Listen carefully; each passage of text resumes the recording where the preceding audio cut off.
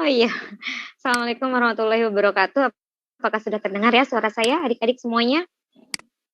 Waalaikumsalam warahmatullahi wabarakatuh. Waalaikumsalam warahmatullahi wabarakatuh. Alhamdulillah sudah terdengar. Ini mohon maaf ya ada keterlambatan dari saya dan terima kasih atas pengertiannya dari adik-adik semua nih. Adik-adik seperti dan tadi juga ada kendala gitu ya, karena memang ternyata dari Google-nya yang sedang maintenance gitu ya. Tapi alhamdulillah mungkin saya belum cek lagi bagaimana nanti untuk yang selanjutnya.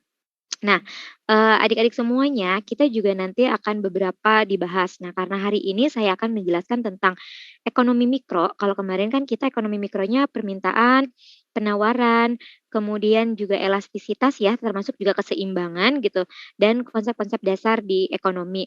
Nah, untuk hari ini, oke. Recording in progress. Untuk hari ini kita akan membahas tentang yang selanjutnya. Jadi perilaku konsumen, kemudian nanti teori produksi, teori biaya, serta penerimaan. Mudah-mudahan nanti bisa disampaikan secara singkat gitu. Tentunya kalau saya paparkan materi kan pasti panjang banget gitu ya. Nah, kita akan melihat dari untuk soal pretest sendiri nanti akan diberikan kunci jawabannya. Jadi adik-adik pun bisa mempelajari gitu ya. Kira-kira kunci jawabannya kenapa ini gitu ya. Nanti kunci jawaban akan diberikan. Tapi untuk sesekali jika misalnya hari ini akan ada pembahasan tentang teori perilaku konsumen atau teori biaya. Jika memang nanti di soal pretest itu ada tentang teori biaya, maka kita bisa membahas itu. Nah, ini ya karena kelemahan tadi ada sempat error, jadi harusnya tadi pagi saya bisa menganalisis gitu, apakah harus saya sampaikan atau tidak. Nah, tidak apa-apa, jadi mudah-mudahan untuk makro dan akuntansi bisa lebih dipilah-pilah lagi, karena makro lumayan banyak. Nah, baik, bismillahirrahmanirrahim, adik-adik semua. Nah, Ibu akan tunjukkan terlebih dahulu ini, tapi mohon maaf kalau misalnya nanti bolak-balik ya dari PowerPoint terus ke Word gitu ya. Tapi saya akan sampaikan terlebih dahulu dari adik-adik semua tentang perilaku konsumen.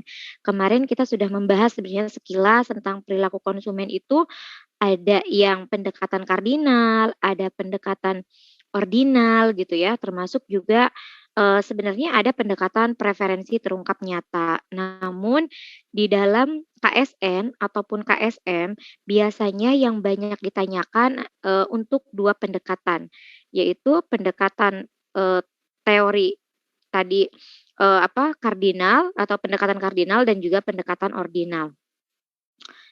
Nah, ini mah kan sama ya adik-adik, yang kemarin basic-nya, yang ini ya yang saya sampaikan.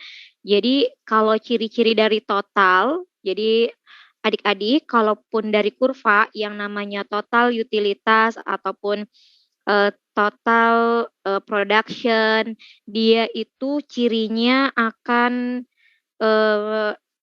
mengalami titik maksimum atau mengalami titik puncak gitu ya. Dia akan mengalami titik maksimum di sini. Dia akan mengalami titik puncak di sini. Kemudian nanti dia akan turun kembali. Nah, itu karakteristik dari total, mau itu total total utilitas ataupun total production. Tetapi untuk total cost, apakah bentuknya itu melengkung seperti ini atau tidak gitu ya. Nah, untuk total cost kita tahu biasanya kalau total cost dia kan bentuknya ke sini ya, gitu. Atau dia kayak gitu aja lurus gitu ya, dia positif juga. Tapi kan sama intinya dia akan selalu bertambah secara terus-menerus. Nah, jadi kalau total itu rata-rata terlihatnya seperti itu gitu ya, kalau untuk semua kurva total dalam ekonomi. Nah, kalau untuk kurva rata-rata, karena kan di ekonomi itu ada kurva biaya rata-rata, rata-rata produksi gitu ya, banyak banget yang menggunakan konsep rata-rata. Nah, kalau dalam biaya rata-rata dia itu akan turun dulu, jadi dia kayak mangkok gitu ya, sempurna. Nah, turunnya ini dia kayak kaca gitu, jadi kayak dia kayak mangkok sempurna. Ini kalau dia AC. Gimana kalau dia average-nya production? Ini juga sama nih ya, adik-adik biasanya dia akan titik sini, terus nanti dia juga turun, gitu ya. Kenapa kok bentuknya itu ini mah mangkok, ini mah mangkok terbalik? Karena kalau dalam konsep biaya, kita kan biaya itu pengennya diminimumkan kan ya. Makanya dia ada di paling bawah target kita. Kenapa di average production ini dimaksimumkan? Karena memang kalau untuk produksi dia inginnya ya maksimum gitu untuk capaiannya. Nah, itu ya adik-adik semuanya. Nah, ini sebenarnya untuk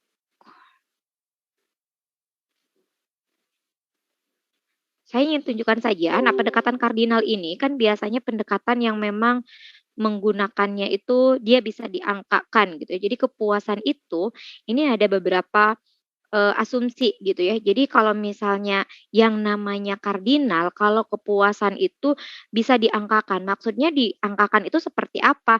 Kalau kita mengkonsumsi, oh ini sekian. Oh kalau udah mengkonsumsi bakso berapa nih kepuasannya gitu. Jadi beda dengan ordinal.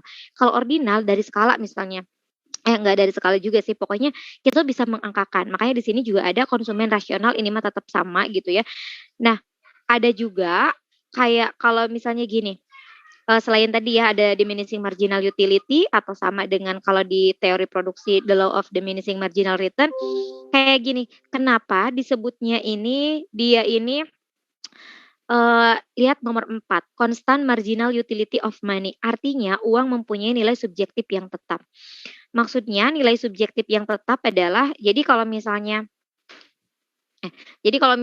nilai subjektif yang tetap, ini adalah kayak ini, uang, walaupun uang itu, dikasih 10.000. Nah, adik-adik kalau dikasih uang 10.000 kan kita ngerasanya itu sedikit ya, tapi beda kalau misalnya adiknya kita, kalau yang dikasih uang itu usianya, 5 tahun misalnya, itu kan kerasanya lebih besar. Nah, walaupun itu nilai uangnya ada. Nah, untuk soal di KSN sendiri berkaitan dengan ciri-ciri memang relatif jarang. Nah, justru untuk di KSN, untuk pendekatan kardinal ataupun pendekatan ordinal, biasanya itu berfokus pada, eee, apa namanya, dia tuh fokusnya, pada perbedaan misalnya, manakah yang nanti itu ya the law of diminishing, marginal utility itu gitu ya, terjadi misalnya di hukum Gaussian berapa, di hukum Gaussian berapa, kan hukum Gaussian 1 gitu ya. Ini jarang sih kalau untuk pendekatan kardinal untuk ditanyakan, tentang ciri-ciri. Namun pernah muncul soal tahun 2014 atau 2015 untuk di tingkat provinsi di esai diminta untuk memberikan ciri-ciri indifference ke nah itu tuh kan pendekatannya pendekatan ordinal gitu ya. Nah itu ya adik-adik semuanya yang kemarin sudah saya bahas. Nah ini mah, contoh juga. Nah ada, karena pendekatan kardinal ini dia hitungannya matematis gitu ya, mudah-mudahan sama adik-adik juga ini nampak. Saya lupa.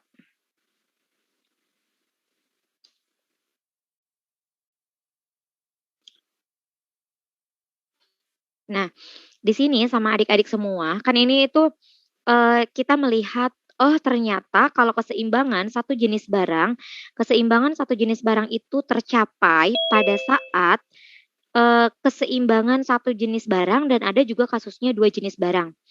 Nah, untuk 2 jenis barang ini tercapai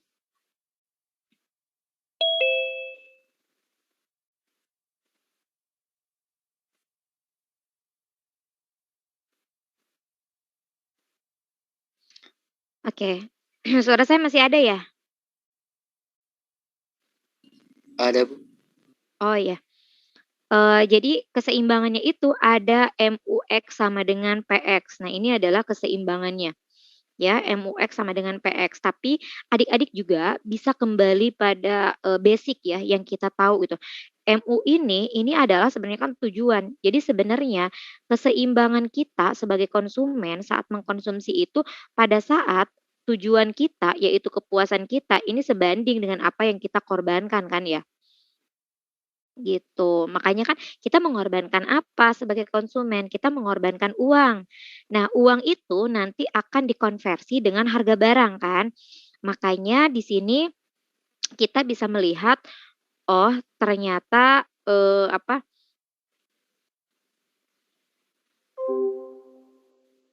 Oh, oke. Jadi ternyata ini sama dengan, MU sama dengan PX gitu ya. Ini karena satu jenis barang. Terus gimana? Kan hukum Gosen menyatakan bahwa, dia asumsinya hukum Gosen satu itu satu jenis barang, sedangkan hukum Gosen 2 dia kan ada di 2 jenis barang, gitu ya.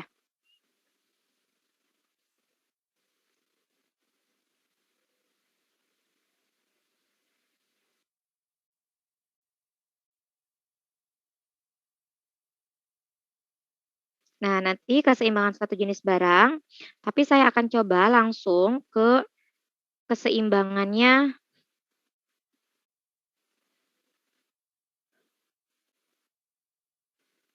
Kok nggak jalan ya? Oke, terus adik-adik juga ini pernah ada soal yang kemarin-kemarin itu tahun berapa ya, walaupun tentang, paradoks air dan berlian. Jadi, paradoks air dan berlian ini muncul karena dia menggunakan konsep yang, ini tuh konsep yang digunakan adalah pendekatannya pendekatan marginal. Ya. Jadi dia menggunakan pendekatannya pendekatan marginal. Gimana sih maksudnya pendekatan marginal?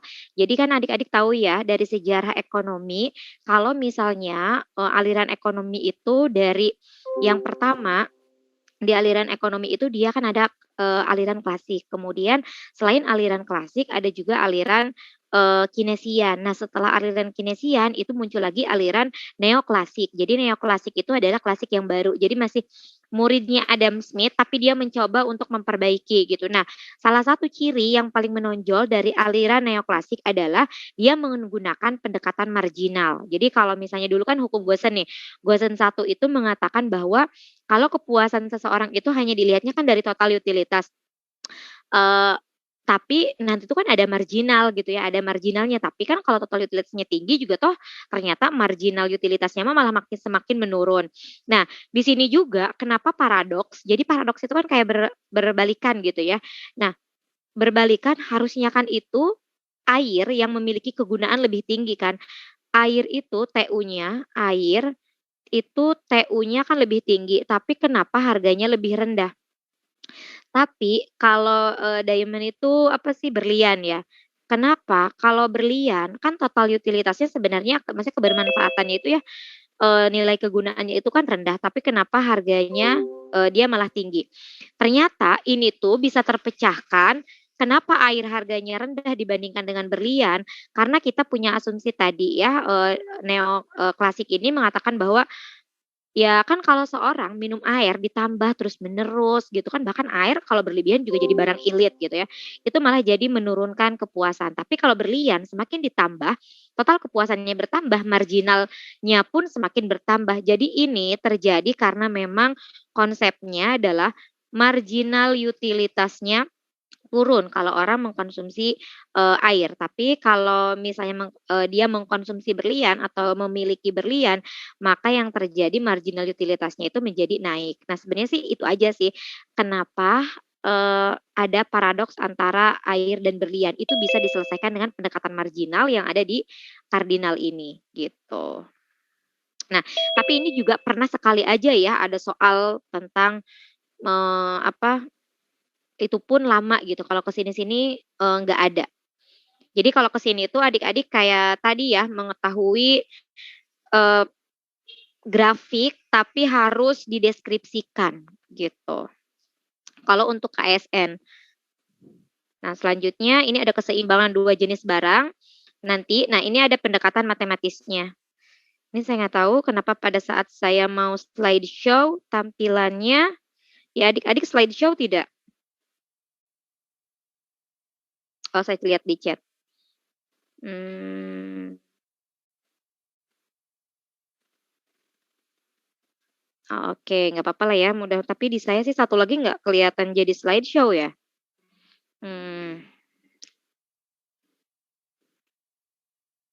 oke, saya kembali lagi aja.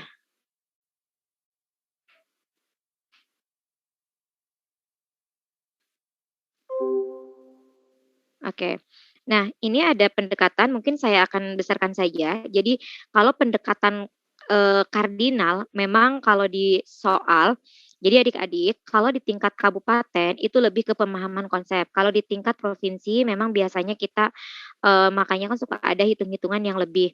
Nah, bahkan nih, karena kita ekonomi itu dekat dengan matematika juga ya, jadi ada matematika ekonomi. Nah, kalau soal di tahun 2019 kalau tidak salah, soal KSN-nya itu tidak menghitung seperti ini kalau di pilihan ganda. Karena kalau soal yang ditanyakan seperti yang saya tampilkan, ini biasanya soal yang muncul di tingkat provinsi untuk esai. Ya walaupun sekarang kabupaten kan juga ada literasi ekonominya gitu ya. Nah, adik-adik semua untuk yang di untuk yang di kabupaten, jadi si soalnya teh gini, ini kan udah diketahui ya adik-adik semuanya X-nya berapa di sini, 100 kan ya? Ya, ini kebetulan hanya satu. Kalau misalnya ada di yang selanjutnya, misal kalau, hanya dengan sampai dengan 100 atau sama dengan X-nya 100, maka kalau di notasinya kita kan kadang gini ya, kalau ini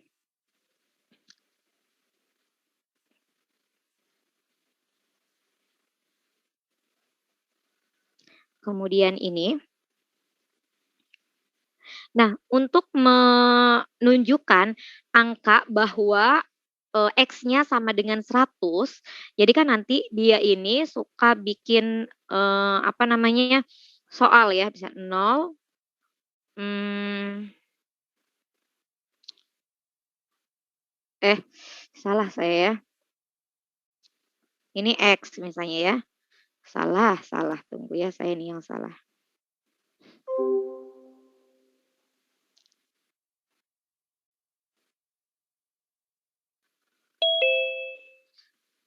Oke, yang ini aja deh.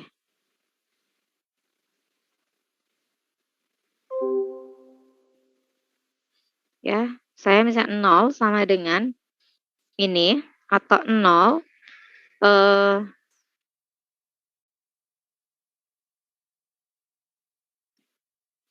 ya udah deh 2 aja gitu. Ini kan sebenarnya simpel ya kalau jawabannya adalah X sama dengan 100. Nah, kalau misalnya kita, ada pernah di soal, 2019 atau 2020 saya lupa, itu yang ditanyakan kita nggak perlu ngitung, dia udah ngasih tahu, tapi memang 2 jenis barang ya. Jadi 2 jenis barang dia katakan bahwa mengkonsumsi barang X-nya sekian, barang Y-nya sekian, nanti kita cek. Nah, kalau saya kasih contoh untuk satu jenis barang, kemudian satu jenis barang ini adalah X-nya sama dengan 100. Nah, kalau adik-adik ada pilihan antara yang atas dengan yang bawah, menurut adik-adik manakah eee, yang tepat gitu ya? Apakah yang atas misalnya atau yang bawah? Yang bawah. Yang bawah ya. Jadi karena kalau yang ini berarti kan konsumsinya hanya sampai dengan 99 ya. Kalau yang ini dia nyampe ngitung sampai dengan 100. Jadi kalau misalnya kita, berapa nih, apa namanya, eee, yang bisa kita konsumsi kalau dia, apa, lebih kecil, lebih kecil sama dengan, kalau ada tanda sama dengannya di sini, itu berarti ngepas banget sampai dengan angka yang kita minta. Tapi kalau cuma lebih kecil dari 100, berarti kan hanya sampai dengan 99 saja, 100 tidak bisa dikonsumsi. Nah, itu juga bentuk soal yang ternyata butuh kemampuan dari anak matematika, anak ekonomi itu untuk ya karena kita kan sains ya, walaupun kita ekonomi karena banyak banget kan yang tidak terlepas dari konsep dasar, tapi kita mah matematikanya nggak kayak orang matematika ya. Kita sangat sederhana, paling dibagi, dikali, atau konsep yang kayak gini gitu, sederhana banget. Nah itu di tingkat kabupaten kadang diberikan. Oke. Nah itu ya adik-adik. Nah sekarang kita lihat ya, saya tidak adik-adik coba perhatikan, ketika di sini ada total utilitas. Nah ini ada total utilitas, ya. Di sini yang ditanyakan yang A, berapa unit X harus dikonsumsi agar tercapai kepuasan maksimum? Ya, berapa unit X yang harus dikonsumsi agar tercapai kepuasan maksimum? Ini satu jenis barang ya, adik-adik, di mana tandanya kalau satu jenis barang karena hanya ada X saja. Kalau ada X dan Y berarti 2 jenis barang, ya. Nah, ini karena satu jenis barang, kita tahu syarat kepuasan maksimum satu jenis barang. Jadi kalau syaratnya ini MU, X sama dengan 0 jika dia tidak ditetapkan harga.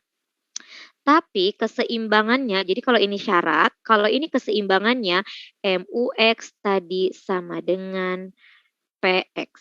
Nah, jadi ini untuk menjawab yang A dan ini untuk menjawab yang B. Nah, kita perhatikan berapa unit X harus dikonsumsi agar tercapai kepuasan maksimum. Nah, kita cek ya, ini sudah. Nah, ini karena MUX sama dengan 0, ini betul ya, turunan pertama. Nah, ini juga konsep dasar dalam ekonomi. Dalam ekonomi, setiap marginal pasti turunan pertama dari total. Ya, setiap marginal itu turunan pertama dari total. Marginal utility itu turunan pertama dari total utility. Marginal cost itu merupakan turunan pertama dari total cost. Marginal production merupakan turunan pertama dari total production. Gitu. Jadi seluruh konsep yang total yang marginal itu adalah turunan pertama. Dan kalau kita mencari rumus kan ya, ya udah deh lihat gitu ya rumusnya. Kalau kita ngelihat rumusnya nih, total utility itu rumusnya gimana? Total utility rumusnya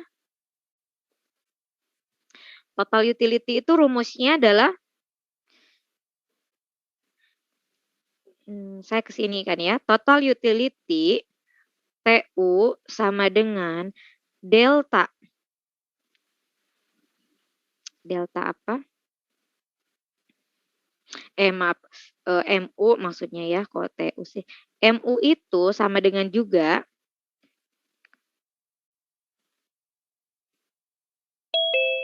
nah, MU itu kalaupun enggak turunan, ini delta TU dibagi dengan apa yang mempengaruhi kita dalam, ini kan konsumsi, berarti delta Q. Kalau nanti TC ini akan ada kaitannya dengan apa? TC ini berarti kan MC. MC itu adalah delta perubahan total cost-nya dibagi dengan berapa unit yang kita produksi. Kalau MP berarti kita akan memperoleh rumus berapa perubahan total production-nya dibagi dengan ini tenaga kerjanya yang digunakan. Karena yang mempengaruhi marginal production kemarin ya sebagai produsen itu adalah tenaga kerja gitu. Nah, ini kita bisa ngelihat termasuk juga nanti adik-adik di makro MPC, lihat delta C karena ini kecenderungan konsumsi dipengaruhi. Kalau kita mengkonsumsi dipengaruhi oleh apa? Oleh pendapatan. Kalau MPI atau marginal propensity to investment, delta investment, investasi itu dipengaruhi oleh pendapatan atau tingkat suku bunga. Oh, dia oleh tingkat suku bunga, maka I kecil. Nah, ini adalah konsep-konsep dasar matematika dalam ekonomi, mau itu mikro ataupun makro, jadi satu marginal untuk seluruh konsep marginal itu memiliki memiliki formula yang sama sebenarnya adik-adik gitu ya. Oke, saya lanjut ya ke yang soal yang ini. Jadi ini betul 1000 min 10x sama dengan 0, MU-nya sama dengan 1000 min 10x betul? Turunan pertamanya? Oh iya, lupa saya karena di ini. Oke. Nah, jadi nanti silakan adik-adik untuk oh iya bisa ya nanti PPT-nya boleh eee, di grup atau nanti di-drive-kan termasuk latihan soalnya ya dan kunci jawaban. Oke. Nanti juga karena ini ada, boleh saat ini di-screenshot ya, walaupun nanti ada, videonya di-screenshot nanti filenya akan diberikan ya, oke. Nah di sini kalau kita juga punya ini kan kebetulan 10x min 5x kuadrat. 10x karena x-nya ini ada 1 kita turunin berarti kan x-nya jadi nggak ada, jadi 1000. Kemudian 5x kuadrat, kuadrat ini dia dikali 5 kan jadi 10, x-nya tadinya 2 karena diturunkan 1 dia jadi 1, jadi 5 jadi 10x. Nah, nanti mungkin ya kita akan menemukan juga gitu ya turunan yang pangkat 3. Berarti kalau pangkat 3 misalnya 5x pangkat 3 berarti nanti kalau misalnya ini TU-nya ya, berarti nanti MU-nya kita akan tentukan 15x kuadrat gitu ya. Jadi ini kita lihat. Nah, hasilnya ternyata ketika 1000 dikurangi 10 X sama dengan 0, maka X-nya itu sama dengan 100. Nah, 100 jadi harus konsumsi sebanyak 100. Nah, kita lihat ya. Jika harga X per unit sama dengan Rp100, berapa unit X harus dikonsumsi agar tercapai kepuasan maksimum? Secara logika kita, tanpa ditetapkan harga, kita bisa mengkonsumsi barang secara maksimum itu sebanyak 100. Tetapi kalau ditetapkan harga, pasti akan kurang dari 100 kan ya. Nah, nanti kita akan gunakan pendekatan yang ini. Jadi nggak jadi 0, di sini jadinya 10 gitu ya. Coba kita cek.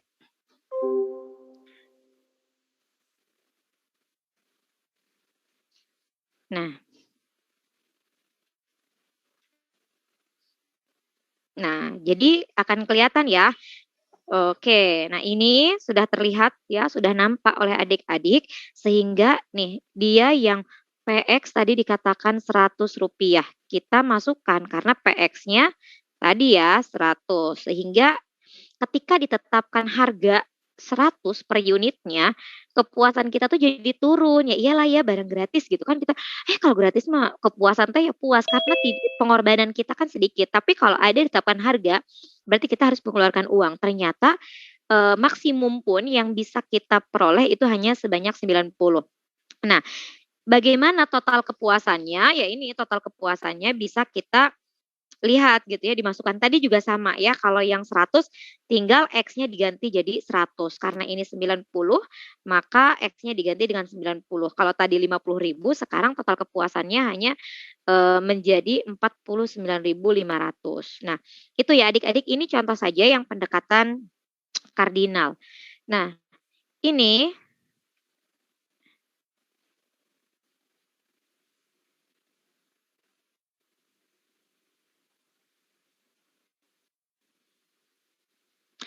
kalau dua jenis barang, tadi kan saya katakan kalau dua jenis barang itu ada X dan Y. Ini adalah barang X. Tapi memang kalau untuk tingkat kabupaten, adik-adik jangan khawatir karena kan tingkat kabupaten itu di pilihan ganda pun tidak akan mengharuskan adik-adik untuk mengerjakan. Jadi kan juri sudah menghitung ya berapa waktu yang disiapkan. Jadi tidak mungkin ada soal yang seperti ini gitu. Ini mah cukup, logikanya nanti adik-adik tahu. Nah, ini PX-nya ini itu kalau tingkat kabupaten, kalau tingkat provinsi kan esainya lebih banyak ya gitu. Nah, ini harga untuk barang X-nya 10, harga barang Y-nya 20. Ini adalah anggaran yang kita miliki ya. Jadi income atau pendapatan yang kita miliki. Nah, kapan kepuasan maksimum itu tercapai? Berapa barang X yang harus kita konsumsi, berapa barang Y yang harus kita konsumsi. Nah, nanti adik-adik bisa mempelajari dari sini. Nah, jadi kalau tadi kan saya sudah mengatakan bahwa kalau gosen 1 itu kan dia satu jenis barang saja. Maka kepuasannya itu tercapai CMUX sama dengan PX. Tapi kalau hukum Gosen 2, bagaimana seseorang itu mengkonsumsi dua jenis barang tapi tetap menghasilkan kepuasan yang sama. Jadi walaupun dua kombinasi konsumsinya, tapi tetap menghasilkan kepuasan yang sama. Nah, gimana sih di ininya, syarat ininya, keseimbangannya? MUX jadi marginal utility untuk barang X ini akan dipengaruhikan oleh harga dari barang X, maka ini harus equal atau sebanding dengan ketika kita mengkonsumsi barang Y dibandingkan dengan harga barang Y. Nah, jadi yang ini adalah ketentuan gitu ya. Ini adalah ketentuan. Terus sekarang caranya adalah kita kan tadi udah tahu ya, kalau di awal ini kita punya persamaan ada 400X kalau tidak salah ya. Ada 400 TU sama dengan 400X min 2X kuadrat kalau TUX-nya ya.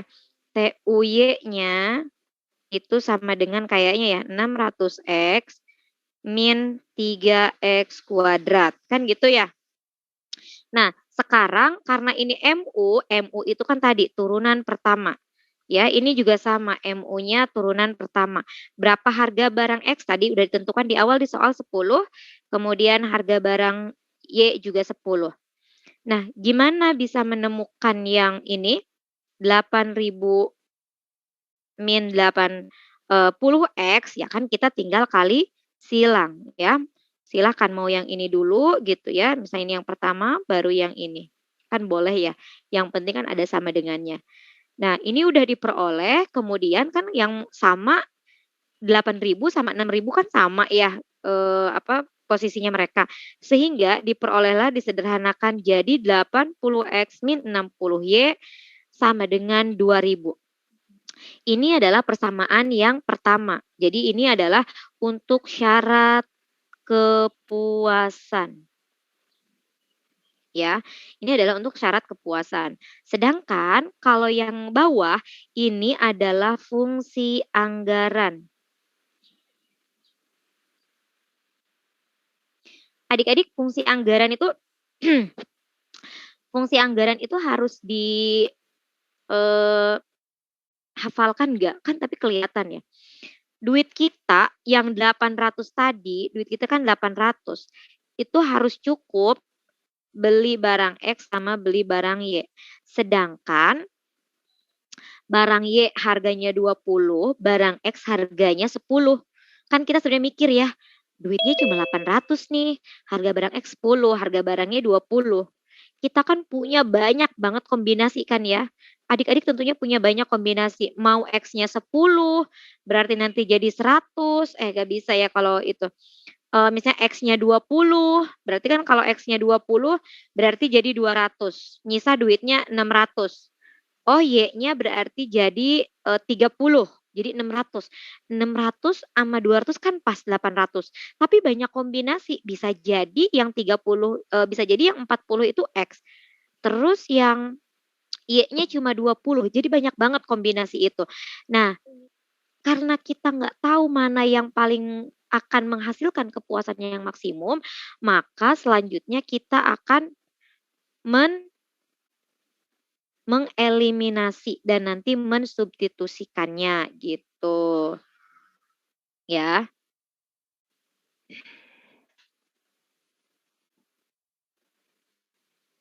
Nah, adik-adik perhatikan untuk yang selanjutnya, ini saya juga takut keliru atau tidak. Nah, ternyata yang 40 itu adalah X dan yang Y-nya itu adalah yang 20 gitu. Bukan kebalik gitu ya, kan bisa juga kombinasinya yang lain. Bisa tadi 30-20 juga kan bisa sebenarnya ya. 20-30 bisa. Ini 40 sama 20 juga bisa. Ternyata justru yang paling maksimum ini adalah sebanyak 40 untuk X dan Y-nya 20. Nah, ini sih, tapi saya yakin untuk tingkat kabupaten ini tidak sampai untuk menghasilkan ini, tapi tentunya adik-adik harus memahami aja bagaimana konsep yang harus diketahui hukum Gosen 2 itu tadi, 2 jenis barang. Tapi kan tidak menutup kemungkinan ya, tidak menutup kemungkinan atau minimal hanya menghitung yang satu jenis barang mah kan gampang ya, gitu. Kalau 2 jenis barang kan kayaknya nggak mungkin untuk di pilihan ganda. Tapi kalau untuk satu jenis barang itu masih bisa memungkinkan karena bisa dihitung dalam ya ukuran di bawah 3 menit gitu. Oke, nah itu ya adik-adik semuanya. Nah, ini kelemahannya, terus nanti yang ordinal. Nah, ini indifference curve. Saya yang ordinal ini indifference curve, kemudian ciri-cirinya gitu ya. Dan ini juga ada budget di extreme indifference curve. Jadi adik-adik, indifference curve itu kan menunjukkan kepuasan ya. Jadi ada indifference curve dan juga budget line. Kalau tadi kita tahu di kardinal itu MUX sama dengan PX kalau satu jenis barang. Nanti ini adalah keseimbangan konsumen. Kalau pendekatan ordinal,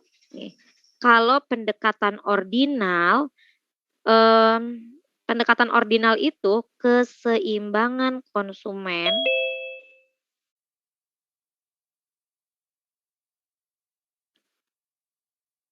ini tercapai pada saat indifference curve ini bersinggungan dengan budget line, ya. Ini maknanya apa? Sebenarnya kan sama aja ya. Indifference curve ini menunjukkan kita inginnya mencapai kepuasan setinggi-tingginya sampai dengan titik bliss point. Tetapi sayangnya itu harus sebanding dengan budget line. Budget line adalah garis anggaran.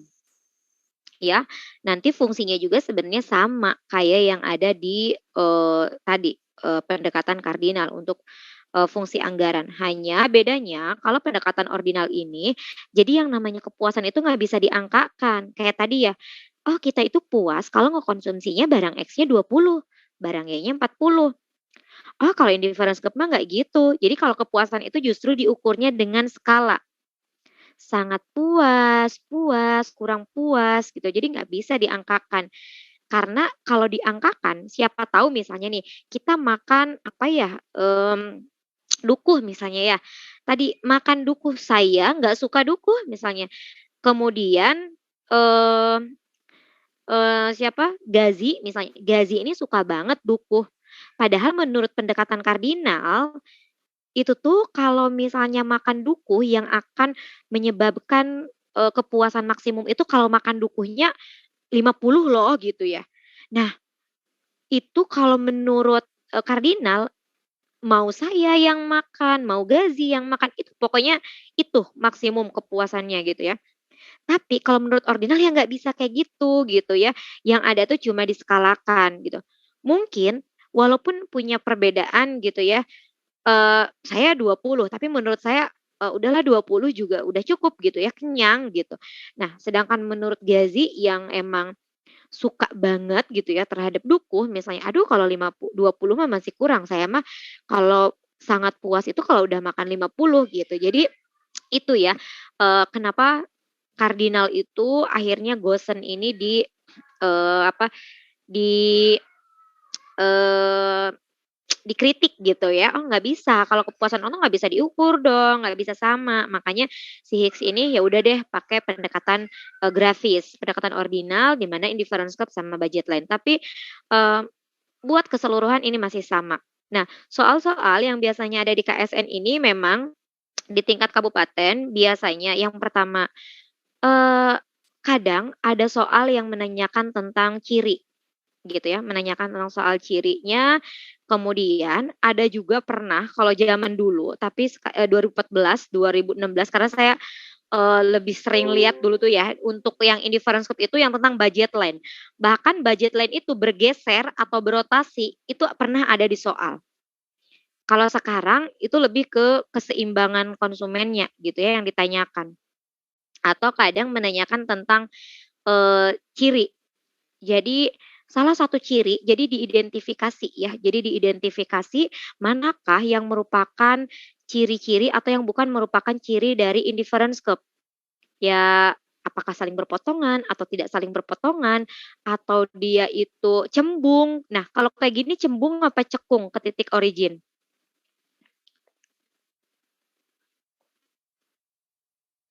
Kan cembung ya, kan ini titik originnya misalnya ini kan cembung ke titik origin. Nah, kalau misalnya dia yang kayak gini, dia cekung ke titik originnya, gitu. Kayak kurva, PPF, Production Possibility Curve, gitu ya. Nah, nanti saya biar agak cepat, karena nanti saya pengen nunjukin beberapa soal tentang perilaku konsumen. Tapi saya pengen nunjukin dulu nih adik-adik, ada yang namanya kurva indifferent itu nggak selalu bentuknya kayak tadi ya. Jadi kurva indifferent ini nggak selalu bentuknya itu nggak selalu bentuknya kayak gini. Ternyata ada yang bentuknya linear kayak gini. Ini ekstrim. Kasusnya apa? Barang apa yang dikonsumsi? Ternyata kalau yang ekstrim seperti ini adalah kalau kasusnya dia ini menggantikannya secara sempurna. Kan kalau kita apa sih yang menggantikan? Misalnya gini, nasi sama, jagung. Nah, nasi sama jagung itu kan, barang pengganti gitu ya, atau, kopi sama, eee, kopi sama apa ya yang ini, atau kopi sama susu gitu ya, apapun gitu, mereka atau sama teh gitu. Itu bisa saling menggantikan gitu ya. Tapi sebenarnya kalaupun ada juga kok tetap mengkonsumsi walaupun jumlahnya dikit gitu, dia hanya lebih dominan saja mengkonsumsi kopi, tehnya yang dikit. Dia itu ngekonsumsi nasi, tapi cuma jagungnya aja yang dikit gitu. Jadi saling menggantikan tapi nggak sempurna. Nah, kalau yang, dia indiferent yang ekstrim ini, yang perfect substitute ini justru dia sempurna banget menggantikannya. Jadi ketika kita menggunakan uang perak gitu, uang perak digunakan 6. Nah, ini 6 itu kan titiknya 0 ya pasangannya. Kalau kita ngegunain uang sen di 3 ini 0. Jadi mata uang gitu kan kayak kita nggak bisa ngegunain pas mau transaksi harus menggunakan, di Indonesia gitu ya, kita harus menggunakan ya kalau di sini di Indonesia kalau kita di sini di Indonesia gitu ya, kalau misalnya transaksinya, orang manapun kalau lagi di Indonesia kan transaksinya harus menggunakan rupiah gitu ya, kalau mau ke warung atau apa, berarti kan mau tidak mau dia dolar dia nggak bisa digunakan gitu ya. Mau adik-adik juga sama nggak bisa digunakan. Nah ini, salah satu contohnya. Nah ini ada lagi yang dia bentuknya kayak siku-siku. Nah kenapa kayak siku-siku bentuknya? Jadi dia ini yang komplement sempurna. Dia mah yang, ini banget gitu, nempel banget. Kan kayak misalnya kita selalu bilang, teh sama gula gitu ya, atau kopi sama gula, itu adalah barang komplementer, saling melengkapi. Tapi sesungguhnya, eee, gula itu bisa berdiri sendiri kan tanpa teh ya. Begitu pula dengan, kopi ataupun teh tanpa gula bisa tetap gitu ya. Dia tetap ada kegunaan, maksudnya tetap bisa digunakan tanpa barang komplement yang satunya lagi. Tapi kalau perfect komplement, ketika yang satunya tidak berguna atau tidak bisa digunakan, tidak memiliki manfaat, tidak memiliki utilitas, nilai guna, maka yang satunya tuh nggak bisa. Misalnya kayak gini kan, kenapa di sini sepatu kanan, di sini ada sepatu kiri gitu ya. Kenapa ada sepatu kanan sama sepatu kiri? Ya kita sekarang pakai logika aja ya adik-adik. Adik-adik misalnya, punya misalnya nih, Yusuf punya sepatu, sepatunya kan ukurannya pasti sama ya. Misalnya Yusuf ukuran sepatunya nomor 40, punya 2 pasang sepatu nih buat sekolah, tapi yang satu warna hitam, yang satu warna coklat misalnya. Ternyata yang hitam yang kanan rusak, tapi kan yang kanan warna coklat masih ada. Apakah Yusuf mau atau bisa, memakai sepatu itu? Kan enggak ya, justru ketika walaupun hanya yang kanan yang rusak, tetapi yang kiri nggak bisa digunakan. Nah, itu yang namanya perfect complement. Itu kenapa? Jadi kalau misalnya tadinya dia punya 7 pasang, dia berkurang ke angka 5, maka ini juga sama, dia akan berkurang ke angka 5. Jadi ketemu nih, oh tadinya 7, kita ngarah ke sini, ngarah ke sini. Nah, kalau sebelumnya dia punyanya 10, berarti kan dia berkurang, dia juga berkurang gitu. Jadi itu yang dinamakan dengan, perfect complement. Jadi yang satunya tidak memiliki nilai kegunaan tanpa yang satunya lagi, gitu ya. Jadi, ininya berbentuk siku-siku. Nah, swapnya saya coba untuk kita langsung ke lihat contoh soal yang memang biasanya ada.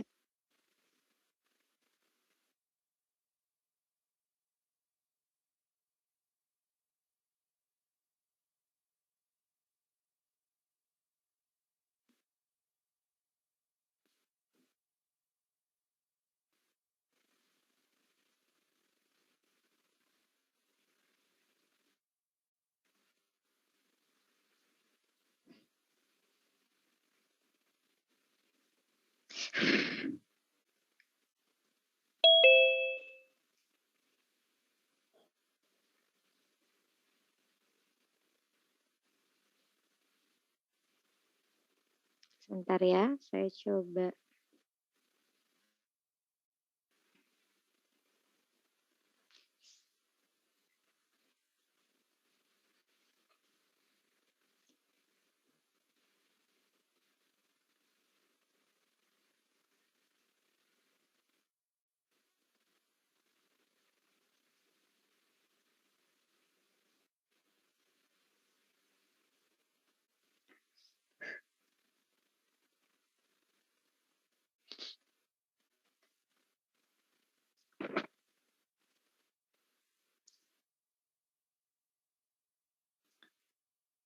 Oke, ini saya coba untuk share screen kan.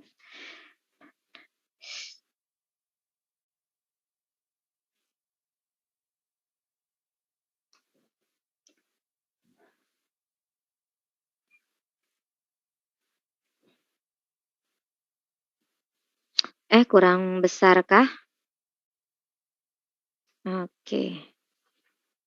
Oh, belum nampak ya.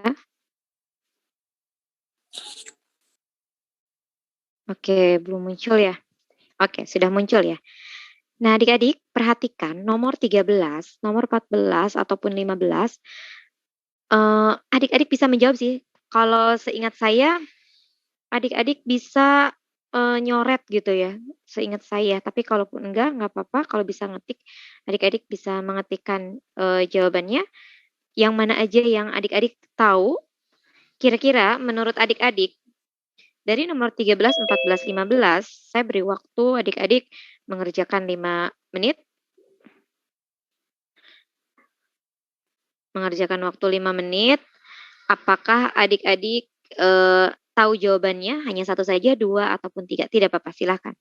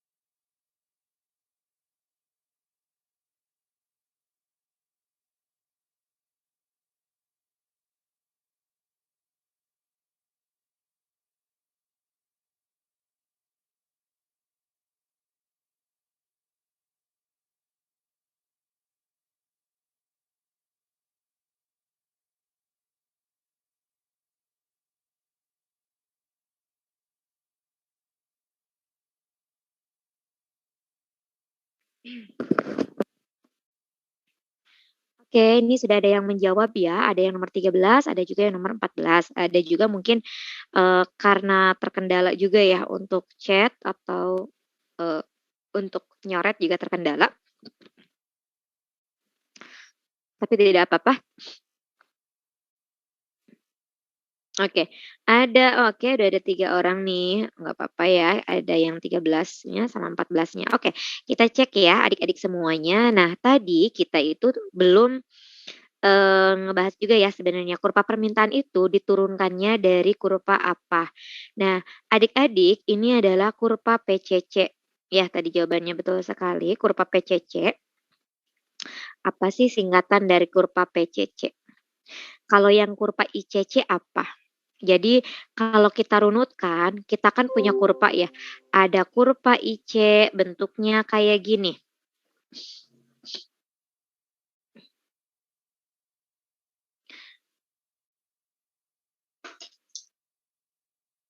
Oke. Ada kurva IC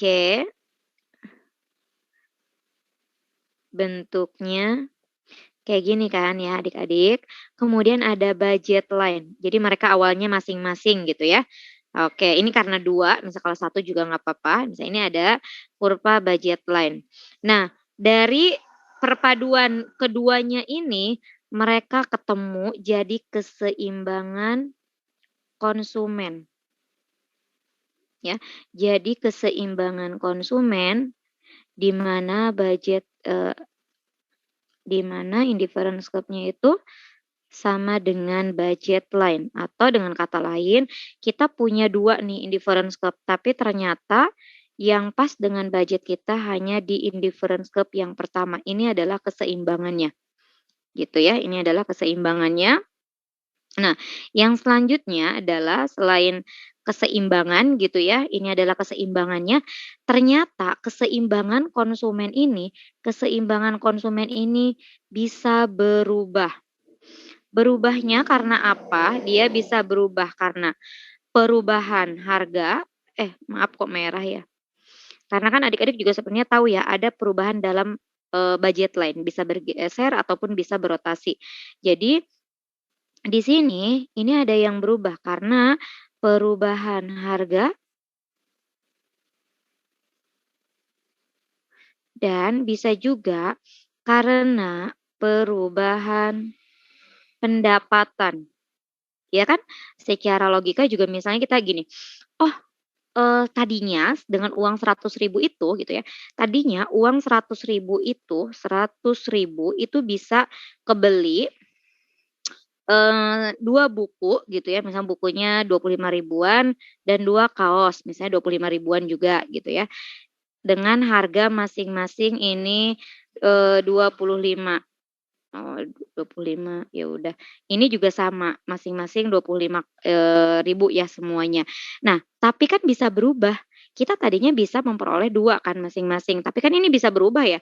Kalau dia nanti bisa berubah, berarti kan kombinasinya pun nanti bisa jadi berubah ya.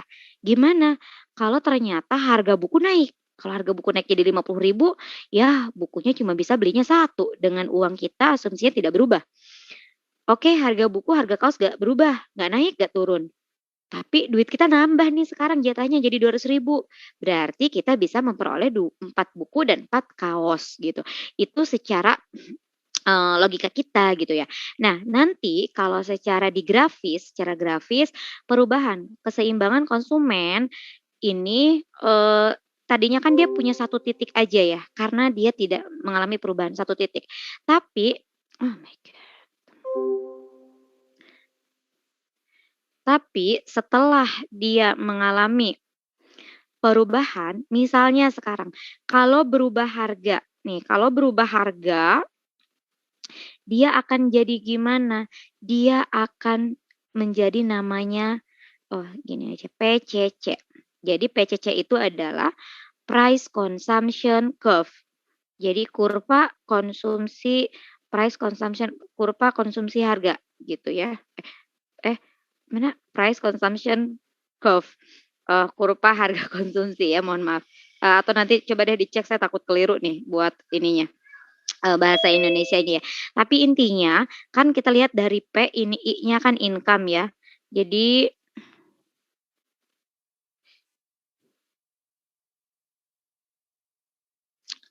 ini menjadi PCC dan ini menjadi ICC. Gimana bentuk PCC dan ICC? Kalau PCC, adik-adik perhatikan di mana letak perbedaan antara PCC dan ICC. Antara PCC dan ICC di sini terletak perbedaannya ini misalnya tetap 2, sama-sama 2. Mudah-mudahan nanti bagus ya kurvanya. Tapi coba adik-adik perhatikan ya. Salah nih. Ya udahlah. Bentar ya.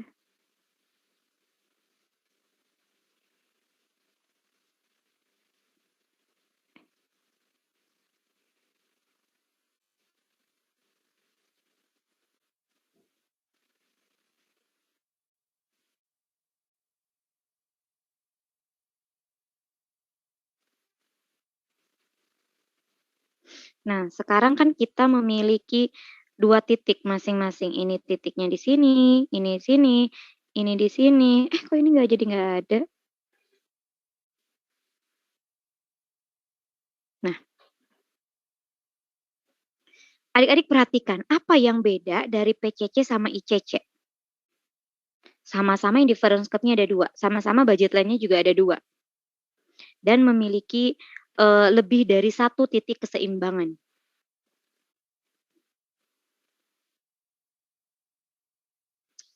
Ya, maka adik-adik bisa perhatikan dari perubahan nih. Kalau begini kasusnya, harga barang Y itu tidak berubah. Tetapi untuk harga barang X dia berubah. Ya, ini biasanya karena dia berotasi ke kanan atau keluar, berarti kan harga barang X-nya dia turun ya. Nah, kalau yang ICC, lihat oleh adik-adik semua, harga memang tidak berubah baik untuk barang X atau tadi buku ataupun barang Y yang contohnya kaos, tetapi yang berubah adalah karena dia geser ke kanan, yang berubah adalah pendapatan dari konsumen. Ya, konsumen itu bertambah pendapatannya gitu ya. Jadi dia akan jadi ke sini gitu ya. Nah, ini kenapa? Makanya nih, apabila di nomor 15 misalnya ya, ini tuh PCC, jadi kurva atau dia tuh suka kata kuncinya ada di titik-titik keseimbangan. Kalau titik keseimbangan saja itu antara I dan BL, itu masing-masing 1. Tapi kalau PCC itu tuh dia titik-titik keseimbangan, artinya lebih dari 1. Cuma bedanya titik-titik keseimbangan itu dia berubah karena faktor apa? Kalau PCC faktor perubahan harga, kalau ICC karena perubahan faktor income. Dari namanya aja udah ketebak. Endingnya karena harga yang mempengaruhi konsumsi, nanti tuh ini dia menjadi kurva permintaan. Aduh, merah lupa. Sedangkan yang ini menjadi kurva angel. Gitu ya, dari ICC. Nah, kalau kurva permintaan diturunkan dari perubahan keseimbangan akibat adanya perubahan pendapatan, ini sebenarnya pengertian dari ICC. Kurva angel ini yang diturunkan dari ICC. Kurva indifference ini juga bukan. Kalau kurva indifference adalah kombinasi kombinasi konsumsi yang menghasilkan tingkat kepuasan yang sama. Jadi ada kata kuncinya kombinasi konsumsi dan harus menghasilkan tingkat kepuasan yang sama. Gitu ya adik-adik. Nah nomor 15 juga ini masih berkaitan. Jadi apabila terjadi penurunan harga barang X dan ia sebesar 10% sementara pendapatan tetap, maka ini juga akan terjadi apa? Apakah bergeser atau berotasi? Kita juga bayangin aja kayak tadi ya. Tadinya kita ini bisa 8, misalnya di sini ada 6. Tapi ternyata terjadi penurunan harga. Kalau tapi duit kita kan tetap kayak tadi ya duitnya 100.000 tapi harganya turun nih jadi 15.000. Kan bisa belinya lebih banyak ya. Misalnya di sini 10, di sini 8. Berarti kan ke sini arah panahnya. Ini namanya apa? Geser atau berotasi? Kalau berotasi itu kan cuma harus ada titik porosnya ya. Nah, kalau yang ini dia berotasi karena ada titik yang tidak berubah. Sedangkan kalau ada 2 dan dia itu dua-duanya gitu ya berubah, maka itu namanya bergeser gitu ya. Jadi ini bergeser. Jadi yang bisa menyebabkan budget line itu bergeser adalah pendapatannya berubah, tapi harga barang X dan Y tetap, atau harga barang X-nya yang berubah dan Y-nya juga berubah, tapi pendapatannya yang tetap. Pokoknya gitu. Kalau geser mah ada kondisi pendapatannya yang berubah atau kedua barang harganya berubah. Kalau berotasi mah salah satu harga barang aja yang berubah. Gitu ya adik-adik semuanya. Jadi nanti adik-adik pun ini harus banyak latihan sih sebenarnya karena memang banyak banget soal yang bisa dieksplor. Saya izin hapus ya. Nah, kita lanjutkan lagi untuk contoh soal tentang satu lagi ya. Ini sudah jam 5 biar saya lihat contoh soalnya.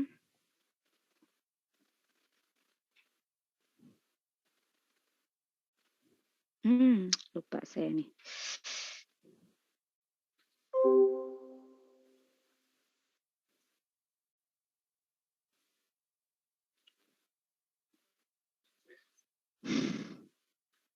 Nah, ini juga walaupun memang yang masih lama gitu ya, belum muncul ya di adik-adik semuanya. Oke, harap bersabar. Nah, ini sebenarnya memang tahunnya tahun lama, tapi kalau ngelihat analisis dari soal-soal yang lama, ini juga bisa menjadi soal-soal yang kekinian, ini juga bisa jadi pertimbangan atau untuk bahan latihan untuk adik-adik semua.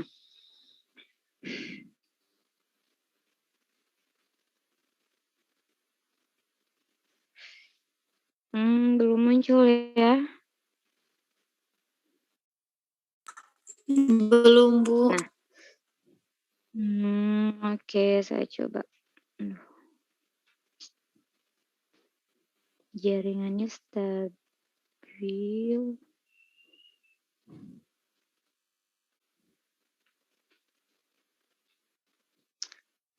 Nah, belum juga. Oke, terlalu kecil ya. Belum muncul ya? Oh, udah. Nah, Sudah. oke. Adik-adik ini kurang besar kah? Oh, ini memang untuk pusat, saya coba cek yang untuk ini. Tapi memang kalau tipe-tipe zaman ini kan awal-awal ya Olimpiade itu ada, tapi memang ini untuk awal-awal adik-adik bisa ngelihat gitu. Tapi di sini tuh ada keseimbangan produsen. Ini memang kalau dulu tingkat provinsi gitu ya di 2008, tapi menurut adik-adik kalau keseimbangan konsumen ini mana jawabannya? Nggak ada ya? Oke, ini nggak ada. Nah, coba lihat nomor 10 adik-adik. Nomor 10 ini ada when marginal utility is zero, total utility is. Kalau marginal utility-nya sama dengan 0, total utility-nya sama dengan, jadi kita kan bisa ngegambarin gini ya, Nih, saya coba gambarkan kepada adik-adik untuk bisa membayangkan. Ini total production mana? Ini anggaplah paling puncaknya, ini adalah total utility-nya. Ini yang kayak mangkok, ini adalah, tapi jarang, ini average mah ya untuk ini. Nah,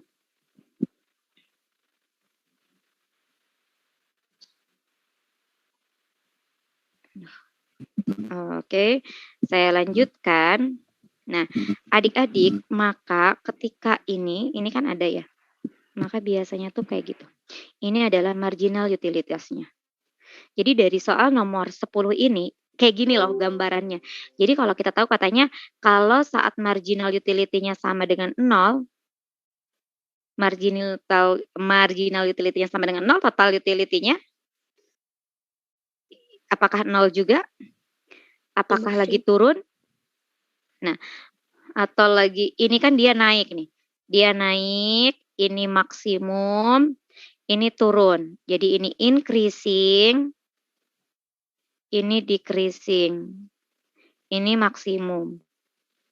Kalau dia ke 0 berarti ke bawah juga.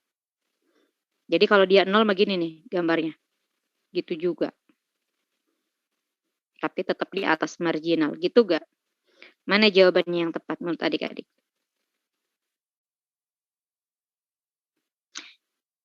its maksimum kan ya. Kan ini udah dari awal aja kalau kita mau menggambar, kalau pada saat marginal utility-nya sama dengan 0, itu total utility-nya itu pada saat maksimum. Jadi nanti sama juga nih kalau di teori produksi ya adik-adik, di teori produksi itu sama. Ini anggaplah paling puncak TP-nya. Ini saya harus menggambarkan seperti ini.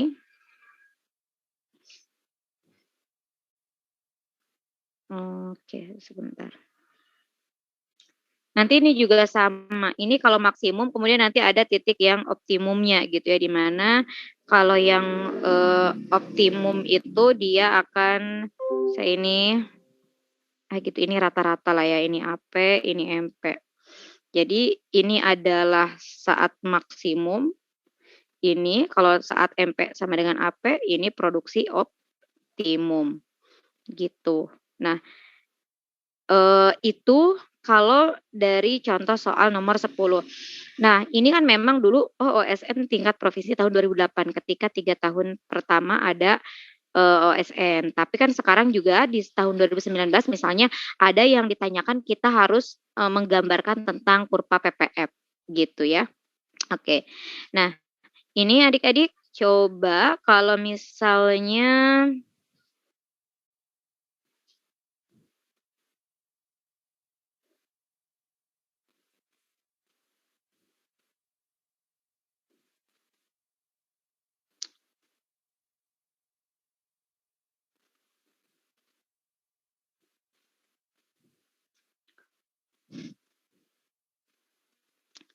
nah, nomor 20. Walaupun ini udah ada tandanya tapi belum tentu benar ya. Coba adik-adik perhatikan. Coba adik-adik perhatikan apakah di soal nomor 20 ini apakah E1, E2, E3, E4 atau E5 dan kenapa mesti di E3 kalau memang mau mengikuti. Ditanya kepuasan maksimumnya mencapai mana.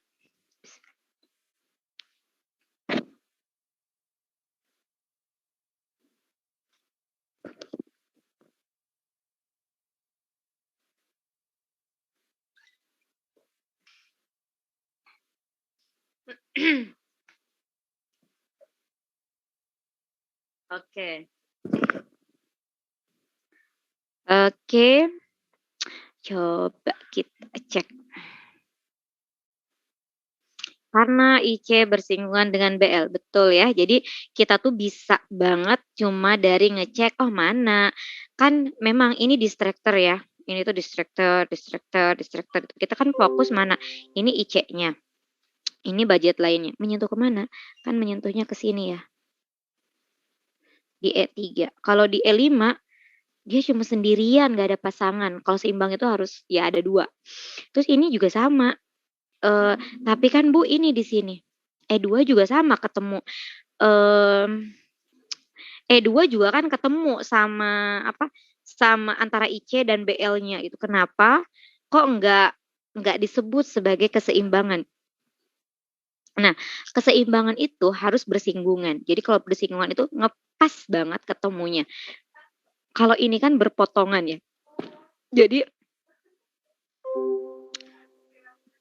Jadi kalau misalnya bersinggungan itu dia tuh ngepas. Nah, kalau misalkan kayak gini ya sebenarnya,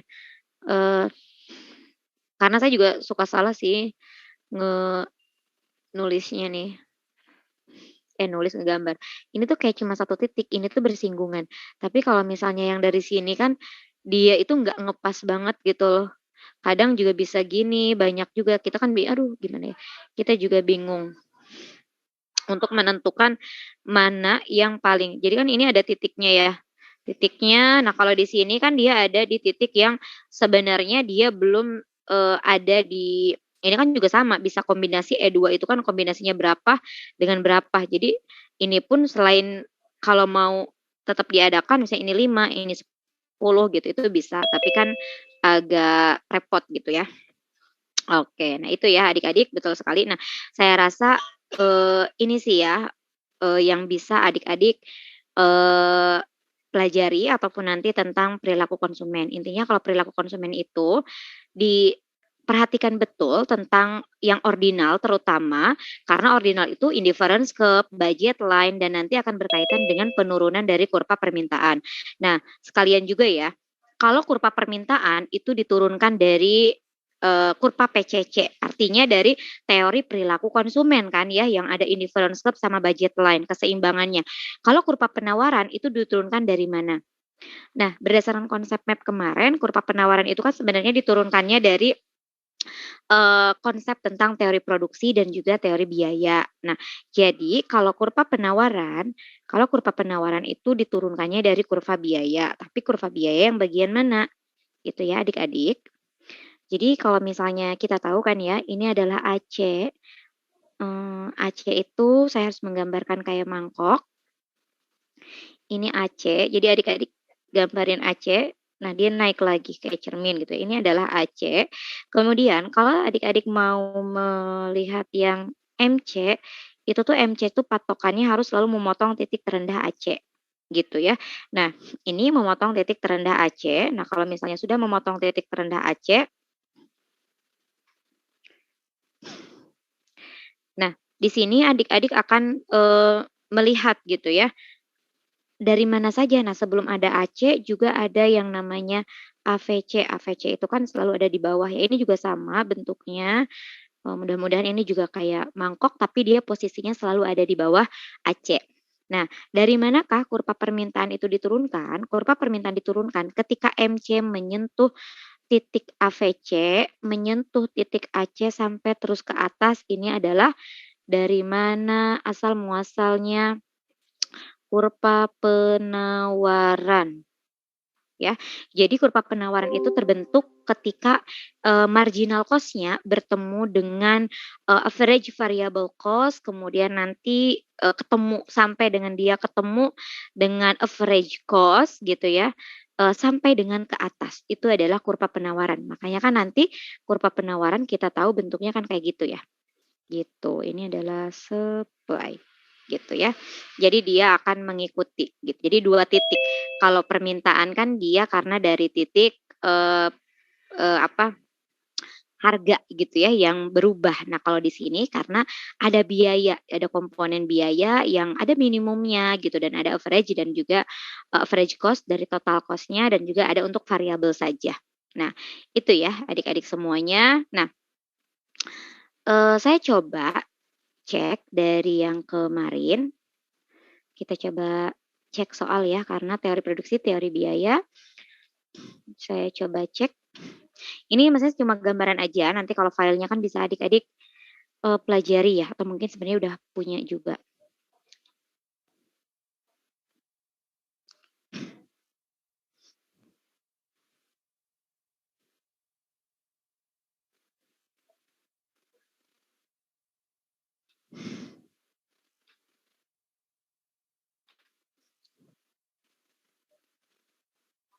Nah, kemarin kan ini ya, ini tentang konsep biaya peluang. Saya yakin adik-adik kalau konsep biaya peluang ini tidak perlu khawatir. Kemudian ini antara barang inferior. Nah, yang suka bingung mungkin antara kalau inferior, homogen, normal, superior, diferensiasi mungkin masih adik-adik ini tahu gitu ya. Tapi kalau misalnya mudah-mudahan sih adik-adik juga membedakan antara barang given sama barang inferior pun bisa ya. Ini kan juga sederhana. Jadi antara barang inferior dengan barang given itu memiliki perbedaan gitu ya. Ada barang given, ini ada barang inferior. Kalau barang inferior pendapatannya naik, maka nanti permintaannya itu akan turun. Kan idealnya mah ya, kalau pendapatan naik itu ya permintaannya kan naik ya kalau idealnya. Tapi ini mah karena pendapatannya naik justru dia akan mengurangi konsumsi itu. Jadi saat pendapatannya naik ini tuh dia permintaannya enggak atau ini tuh dia tuh kayak ditinggalkan gitu ya. Jadi ini tuh dia meninggalkan konsumsi ini. Meninggalkan barang tersebut pada saat pendapatan kita masih banyak. Nah, sedangkan barang given ini adalah barang justru yang dipengaruhi oleh harga. Kalau harganya dia turun, kita tuh permintaannya juga malah turun. Kan kebalik harusnya mah, kalau harganya naik turun, permintaannya naik. Ini juga kalau harganya naik malah jadi naik. Nah, ini biasanya lebih ke karena kualitas barang, ya. Jadi orang tuh kenapa kalau yang harganya rendah, permintaannya turunin deh. Karena itu kualitasnya, kalau harganya rendah kayaknya kualitasnya jelek deh. Misalnya kayak KW gitu kan, kalau barang-barang KW, itu kualitasnya nggak asli kan. Jadi ininya rendah. Itu kenapa orang permintaan untuk barang asli misalnya tinggi gitu. Nah, di sini selalu ada yang mengatakan bahwa, nah jadi adik-adik perhatikan faktor yang mempengaruhinya. Kalau barang given adalah harga, dan ini juga salah satu pengecualian dari hukum permintaan adalah barang given. Kemudian ada barang inferior. Kalau barang inferior itu justru permintaannya itu dipengaruhi oleh pendapatan, dan itu berkebalikan dari yang seharusnya. Jadi kalau barang inferior itu belum tentu dia barang given. Ya, setiap barang inferior belum tentu dia itu barang given. Jadi setiap barang yang ditinggalkan bukan berarti dia itu kualitasnya rendah, tapi barang given itu pasti barang inferior. Jadi kalau barang yang kualitasnya jelek itu pasti ditinggalkan. Nah, sama kan kayak kita juga misalnya, kalau kita memiliki kompetensi yang bagus, kualitas yang bagus, maka kita nggak akan ditinggalkan. Tapi kalau kita kualitasnya kurang atau jelek, kan mungkin ada kemungkinan kita untuk ditinggalkan atau bahkan ditinggalkan. Tapi kalau kita ditinggalkan sama teman misalnya, pada saat dia dulu susah banget sama teman-teman gitu ya, bareng makan, ngekos gitu ya. Pas udah sukses ditinggalin nih, pendapatannya naik ditinggalin. Tapi belum tentu kita ditinggalkan oleh teman kita tuh karena kita kualitasnya jelek gitu ya. Jadi itu ini mah perumpamaan, tapi intinya dalam ekonomi itu ada konsep seperti itu ya. Barang inferior itu belum tentu barang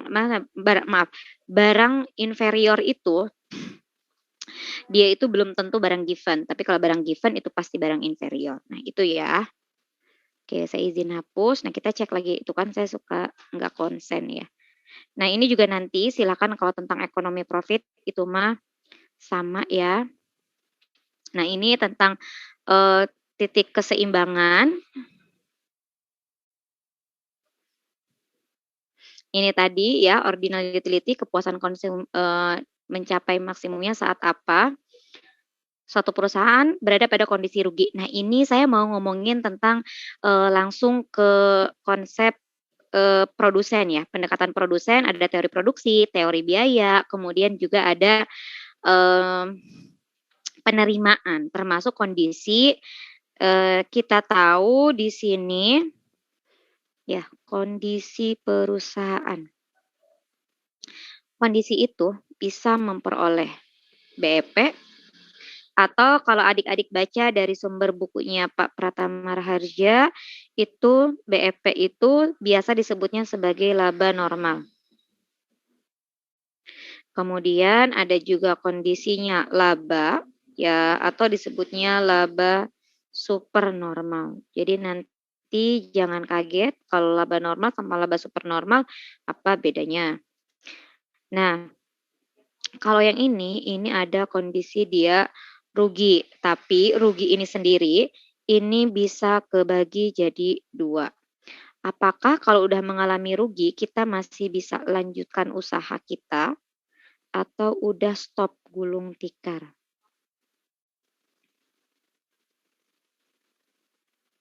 Nah, yang di sini yang ditanyakan adalah suatu perusahaan yang berada pada kondisi rugi masih tetap bisa mempertahankan produksinya apabila jadi dia tuh masih bisa kok ngelanjutin, tapi apa nih syaratnya? Oke, adik-adik, seperti yang kita ketahui, kalau yang namanya laba normal atau BEP itu kan kita nih gini ya, total revenue-nya sama dengan total cost. Jadi penerimaan yang kita peroleh itu sebanding dengan total biaya yang kita keluarkan, atau biasanya juga harga, ini kalau persatuan ya. Jadi harga misalnya kita mau usahanya tuh martabak ya. Kalau jualan martabak, harga martabak satu loyangnya itu 10K. harganya.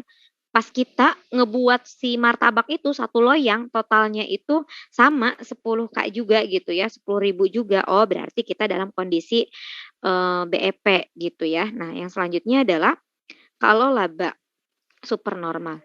Di mana kalau laba supernormal itu sebenarnya kondisinya adalah TR-nya, pendapatan kita itu lebih besar daripada total cost. Atau kondisinya adalah harga yang kita tetapkan ini di atas AC. Kan kita untung ya. Oh, pada saat saya ngeproduksi, saya tuh ternyata enggak 10.000 kok, orang saya hitung-hitung cuma 8.000 per loyangnya gitu, tapi saya bisa jual 10.000 per loyangnya. Berarti kan saya mengalami, eee, apa namanya, untung gitu ya atau laba super. Tapi kalau kondisinya rugi nih, gimana kalau kondisinya rugi? Kalau rugi mah kan biasanya oke TR-nya lebih kecil daripada TC, tapi juga, apa namanya, selain TR-nya lebih kecil daripada TC, ini kondisi kalau yang persatuan ya. Kalau yang persatuan, TR-nya ini bukan TRP-nya ini juga lebih kecil daripada AC. Jadi AC-nya kan ya iyalah rugi ya. Ini mah secara logika juga kita bisa ngelihat, oh ternyata misalnya ini AC, harganya mah 1 loyang martabak 10.000. Ih kok saya mah kemarin 11.000 ya bikin aku rugi 1.000 dari setiap loyangnya. Tapi walaupun ketika kita, memproduksi 1 loyang martabak itu pas dihitung-hitung, ini kenanya jadi 11.000, kita masih bisa kok berada pada 2 option, lanjut apa udahlah stop aja gitu ya usahanya, ganti deh yang lain. Nah, di sini adik-adik tahu kan konsep AC, AC itu sama dengan AFC ditambah dengan AVC. Maksudnya apa? Kalau kita jualan martabak gitu kan kita, ada loyangnya, ada kompornya, ada buat ngaduk, ada serokannya, ada buat pemotong. Nah, apapun biaya yang harus kita keluarkan, tapi mau kita bikin martabaknya 1 loyang, 10 loyang, 100 loyang, itu nggak ngaruh, jadi tetap harus ada, mau bikin 1 loyang martabak tetap harus ada kompor, mau bikin 1 loyang martabak tetap harus ada cetakan buat martabaknya kan. Nah, itu namanya biaya tetap. Nah, nanti dibagi juga dengan berapa loyang yang akan kita, peroleh, kemudian alat produksi. Nah, gaji sama upah biasanya gaji itu tetap masuknya biaya tetap, tapi upah yang per hari, per jam, itu biasanya masuknya ke biaya variabel. Nah, apalagi nih kalau kita biaya variabel itu paling simpel, itu adalah biaya bahan baku. Tepungnya, gulanya, terus kotaknya, plastiknya gitu ya bisa. Jadi kalau kita mau bikin 1 loyang sama 10 loyang, terigunya kan beda, nggak bisa sama gitu, lebih banyak yang 10 loyang. Itu namanya biaya variabel. Nah, sekarang untuk menentukan lanjut atau gulung tikar, kita itu fokus pada bukan membandingkan antara P dengan AC. Ya udahlah jangan dihitung tuh kompor, apa namanya, cetakan buat motong, talenan, apalah kayak gitu, nggak usah deh dihitung gitu ya. Kita ngitung aja, bandingkan antara P-nya dengan AVC dengan bahan baku. Ya udahlah yang penting mah gini deh, saya belanja pagi-pagi buat jualan nanti sore misal martabak, itu ngabisin, buat belanja bahan baku tuh ke pasar misal atau ke toko, habisnya 500.000. Malam-malam pas udah saya mau pulang di rumah, saya dapat duitnya tuh jadi 700.000 misalnya. Ya udah itu tuh saya berarti lanjut, 600.000 misalnya. Walaupun kalau dihitung-hitung kan, kan belum dihitung berapa coba kalau kompornya, berapa tenaga kita, itu kan nggak dihitung ya. Ah udahlah saya lanjutin aja gitu, karena menganggapnya, oh nanti lama-kelamaan juga akan tertutupi gitu. Nah itu namanya kondisinya, misalnya kayak tadi, ini 11.000 ya. Ini 11.000 memang harganya 11.000 tapi AFC-nya ternyata AFC-nya ini dari kombinasi 11.000 ini, AFC-nya ini dia 1.500, AVC-nya 9.500. Jadi kalau kita bandingin P-nya 10.000 kan, P-nya 10K, 10.000, kemudian AVC-nya 9,5K. Masih lebih besar P, maka lanjutkan usahanya. Tapi kalau kondisinya ternyata kita tuh nggak kayak gitu ya.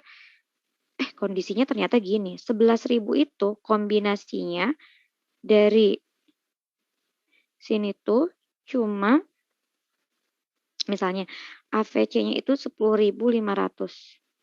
Ternyata ininya 500. Ya udah, ini P-nya 10K, AVC-nya 10,5K gitu kan ya. Ya udah deh, walaupun cuma beda 500, dia udah harus kondisinya adalah dia gulung tikar. Nah, gitu ya adik-adik. Nah, silakan adik-adik terjemahkan untuk nomor 6, apakah kenapa jawabannya adalah yang C, harga lebih besar dari biaya variabel rata-rata. Gitu ya, adik-adik. Nah, ini adalah konsep yang ada untuk persamaan ataupun fungsi. Nah, kalau adik-adik misalnya melihat gambar lagi, grafik, ini pun adik-adik kalau tentang grafik sebenarnya misalnya di pasar persaingan sempurna ya, ini adalah C, cost dan harga, ini adalah kuantitinya. Nah, di sini ini adalah MR sama dengan AR sama dengan D sama dengan P gitu ya. Jadi ini adalah P-nya. Nah, sekarang kalau saya gambarkan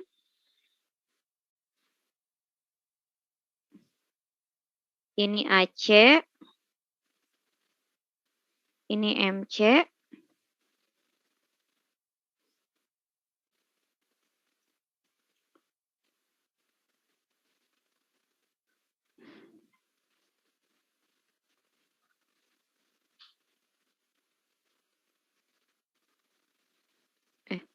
salah.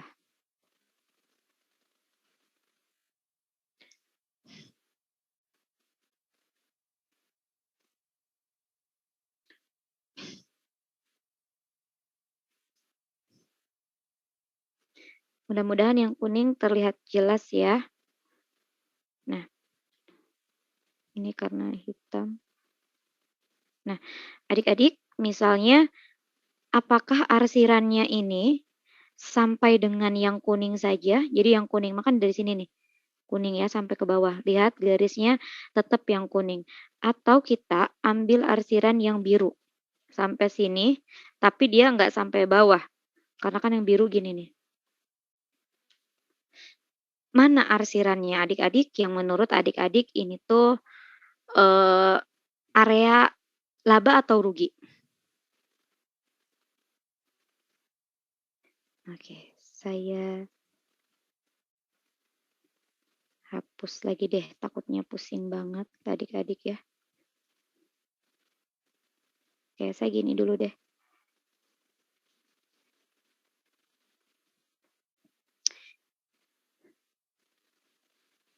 Ini AC-nya, ini MC deh. Adik-adik, ini laba atau rugi kalau kondisinya kayak gini? Gimana caranya adik-adik bisa menentukan apakah ini laba atau rugi? Kita bandingkan tetap antara P dengan AC. Oke, ini adalah P-nya. P-nya di sini. Berarti anggaplah tadi 10.000 ya untuk martabak. Jadi angka itu untuk sebagai perumpamaan. AC-nya di mana? Di atas apa di bawah? Tadi untuk ngelihat AC sebenarnya kan yang paling bawah ya. Walaupun kita harus melihatnya, nih ini kan ada syarat laba maksimum itu MR sama dengan MC kan, adik-adik juga tahu. Nah ini kita tarik ke sini ke bawah, dan yang memotong, yang ketika MR sama dengan MC memotong, ini yang kita tarik ya adik-adik. Jadi bukan yang merah, ini kan A nih, ini B. Jadi kita ambilnya yang B, bukan yang A. Ya, yang diambil. Jadi kalaupun kita mau mengarsir mana areanya, areanya harus sampai dengan sini. Bukan dibatasi sampai dengan sini enggak, tapi harus sampai dengan yang tanda merah. Gitu ya, karena ada sampai batas. Nah, ini AC. Kalau ini AC nih adik-adik, kalau misalnya ini AC, ini laba atau rugi areanya. Yang kuning diarsir ini.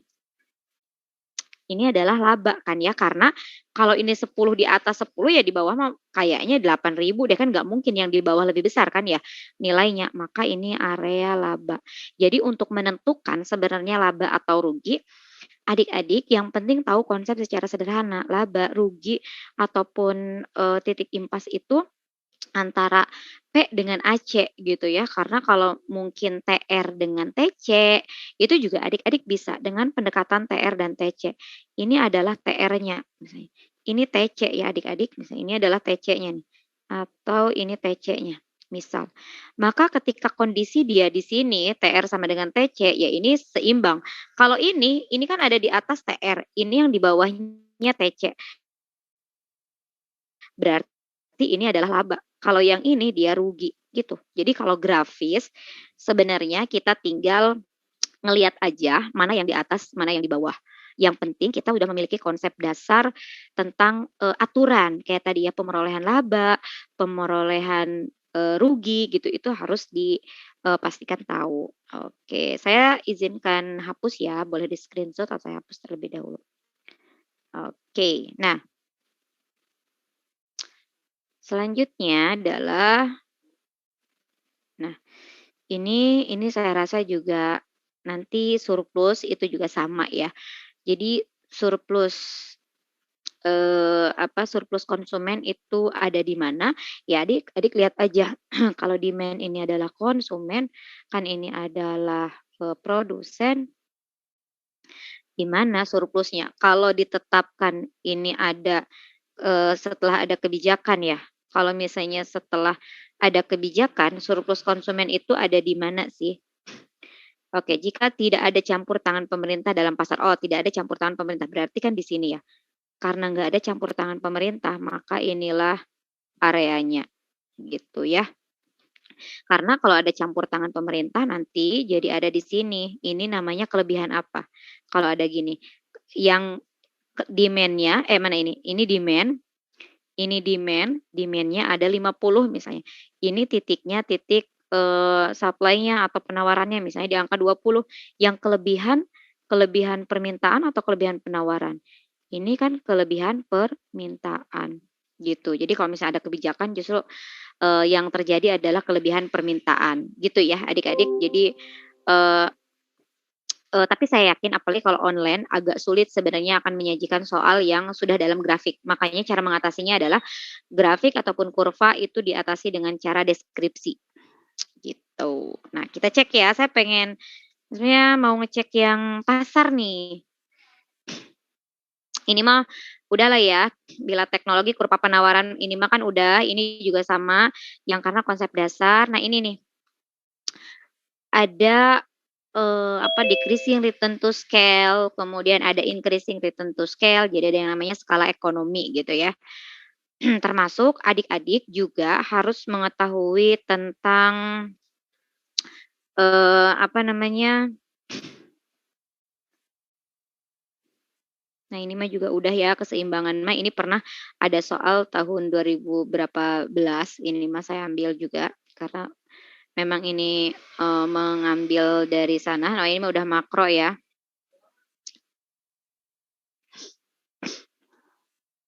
Oke, ini udah makro.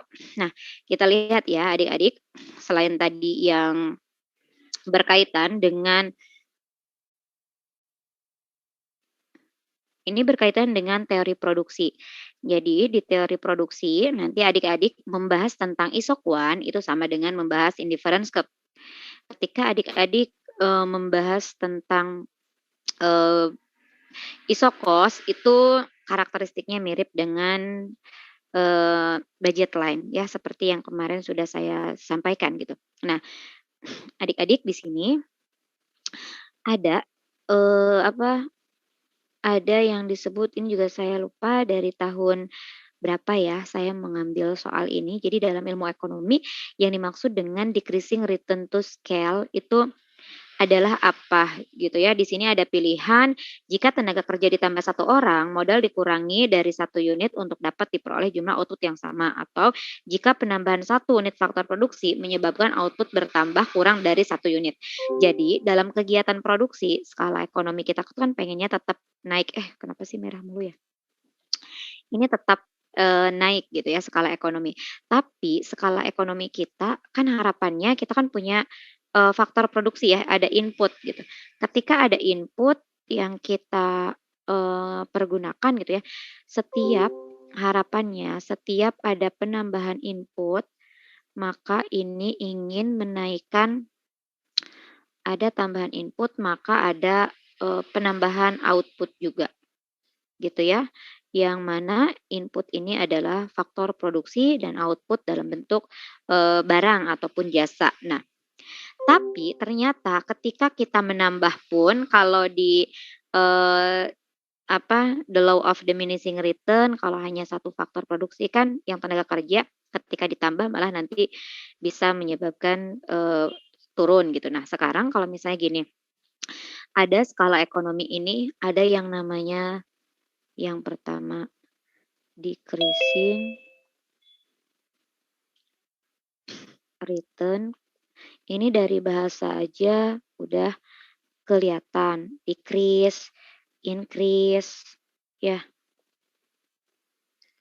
Kemudian yang satu lagi konstan. Konstan kan tetap ya. Jadi maksudnya adalah seperti apa nih? Jadi yang dimaksud di sini kita misalnya di sini punya 2 tenaga kerja ya. Saya anggap juga faktor produksinya hanya tenaga kerja. Jadi kita misalnya memiliki tenaga kerja 2 tenaga kerja, ternyata outputnya itu 100 Ki gitu ya, 100 Ki ini untuk outputnya. Ya, untuk outputnya adalah 100 Ki. Coba deh ditambah yuk tenaga kerjanya gitu ataupun modalnya gitu ya. Di sini tenaga kerja deh coba ditambah. Nah, kalau yang decreasing di sini tuh ditambah misalnya jadi 4L ya. 4L itu bukan lemah lesu lunglai ya. Jadi 4L itu adalah lebarnya ditambah tadinya 2, ya udah deh tambah lagi ya 2 lagi. Kan harapannya mah pengen naik ya. Oh, ternyata tapinya gitu ya kalau 4L ini malah nanti yang akan menyebabkan dia itu enggak jadi, kan harapannya mah pengennya jadi 200 gitu ya. Ini enggak jadi 200, dia naik, tapi naiknya itu jadi 150. Secara total bertambah enggak dari 100 ke 150? Bertambah kan ya gitu. Tetapi penambahannya itu kenapa dia dikatakan sebagai decreasing? Adik-adik cek, dari 2 ke 4 ini kan kenaikannya 100%. Tapi dari 100 ke 150 ini hanya 50%. Jadi ekspektasi kita udah berkorban 100%, kenapa hasilnya malah dapatnya nambahnya cuma 50%, walaupun sama-sama nambah gitu ya. Nah, ini enggak. Nah, kemudian kalau yang selanjutnya adalah adik-adik yang increasing. Nah, ini sama, saya contohkan agar adik-adik mudah memahami ya. Ini sama, tapi di sini tuh outputnya misalnya jadi 500. Di mana kalau output 500 jadi ini tetap 100%, oh ini mah kita jadi 150, maaf maaf, jangan 500 tuh ya, kebanyakan. Oke, jadi kalau misalnya tadi ini, jadi 150, 50%-nya, oh ini tuh jadi 250. Ya, jadi ini jadi 250, kan dia lebih ya.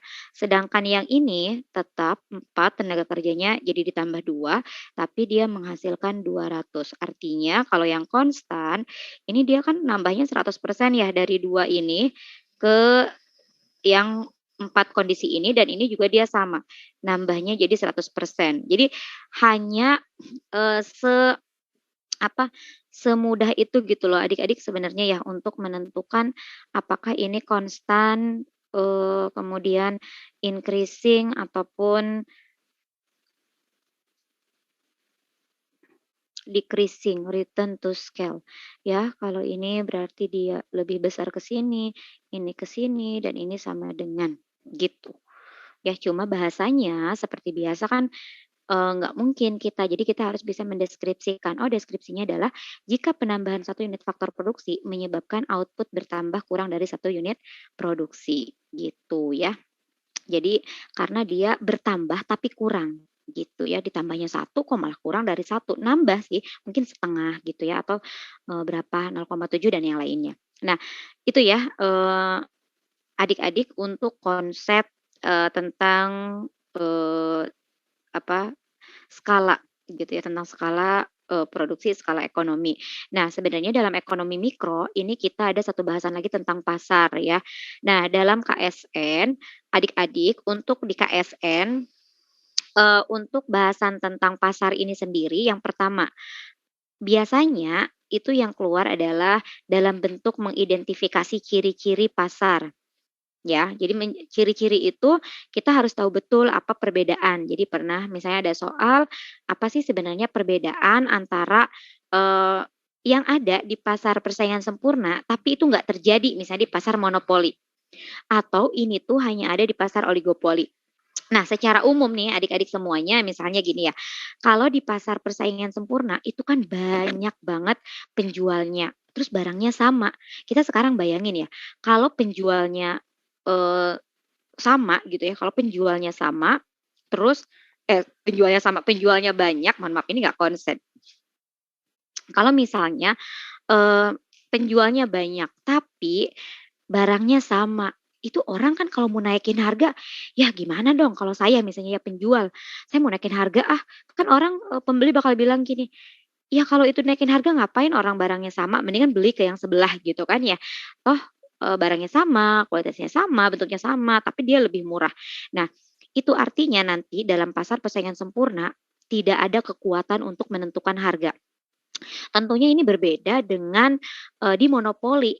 Monopoli bayangin, dia banyak banget yang butuh, tapi barangnya itu langka misalnya, atau yang legal itu atau yang diizinkan itu hanya satu gitu ya. Nah, kita kebayang nggak sih misalnya kayak PLN udah naik, misalnya sering mati listrik gitu ya, tapi kita mau kemana gitu kan, nggak ada pilihan lain. Tarif dasar listrik naik, ya nggak ada pilihan, lainnya gitu ya, untuk kita bisa beralih ke yang lainnya. Makanya dalam monopoli itu selalu muncul disebut salah satu kelemahannya itu adalah eksploitasi terhadap konsumen, karena kita nggak ada pilihan. Nah, dalam, teori permintaan juga kan dikatakan ya bahwa setiap permintaan, kalau permintaannya banyak maka harganya akan naik. Ya kan di monopoli juga gitu, kalau permintaannya banyak harganya akan naik gitu kan ya. Nah, makanya ini berbahaya kenapa di Indonesia monopoli itu dipegang oleh negara gitu, karena kalau oleh swasta ya akan makin tereksploitasi gitu konsumen itu. Jadi ciri-ciri ya adik-adik untuk pasar dan yang selanjutnya adalah untuk pasar itu adalah kelemahan dan kelebihan. Bisa kayak tadi ya. Nah, ciri lagi kalau di, monopoli biasanya ada diskriminasi harga. Yang paling sering muncul bukan sering sih, yang paling biasanya muncul di KSN walaupun untuk esai biasanya diskriminasi harga derajat 3. Sampai saat ini kalau tentang pasar itu masih pada batasan bagaimana adik-adik mampu mengidentifikasi karakteristik atau ciri-ciri, jadi harus mengidentifikasi itu bisa ya, membedakan, kemudian bisa juga samanya di mana gitu ya. Terus kalau di, tadi pasar persaingan sempurna karena banyak banget, kemungkinan kan kalau jangka pendek mah semua pasar kita bisa memperoleh laba, rugi, ataupun bisa memperoleh, berada pada, titik impas. Tapi kalau misalnya di monopoli, dalam jangka panjang itu bisa memperoleh, kalau jangka pendek sama ya, kalau dalam jangka panjang dia bisa memperoleh sampai laba super atau laba. Kalau di, pasar persaingan sempurna, dia hanya bisa memperoleh laba normal saja atau di, titik impas, break even point. Nah, apalagi bedanya nih antara monopolistik dengan, ada lagi oligopoli. Ciri dari monopolistik biasanya ada diferensiasi produk. Kemudian kalau monopoli itu juga, itu kaitannya dengan, pasar persaingan sempurna sama dalam kekuatan menentukan harga. Kalau oligopoli itu dia, eee, salah satunya adalah adanya, saling keterikatan. Jadi ada orang yang memimpin, ada perusahaan pemimpin, ada perusahaan yang menjadi pengikut. Jadi kalau misalnya nih, "Aduh itu kan pemimpin pasar kita," misalnya nih Telkomsel nih di industri biasanya kan di industri motor, mobil gitu. "Aduh, ini lagi ngeluarin motor Vespa," misalnya ya, atau dulu, Matic gitu. "Aduh merek, Honda ngeluarin Matic nih, kita harus ngikutin." Atau kayak Telkomsel, wah Telkomsel selaku yang pemimpin pasar misalnya, dia ngadain, apa, nurunin harga. Nah, kebayang nggak dulu aja sebelum nurunin harga dia jadi pemimpin pasar. Kalau sekarang nurunin harga terus kita misalnya Indosat itu nggak nurunin harga, ya udah pelanggan kita bakalan ke ambil gitu. Makanya kalau ini juga kaitannya dengan elastisitas gitu ya nanti. Kalau pemimpin kita nurunin harga kita ikutin, tapi kalau pemimpin kita enggak naikin harga ya kita kalau bisa nahan aja dulu gitu sebagai strategi. Nah, itu ya adik-adik mungkin yang untuk di bagian pasar yang bisa adik-adik lihat. Oh iya, di oligopoli juga ada tentang kurva permintaan patah gitu ya. Jadi ada kurva permintaan patah.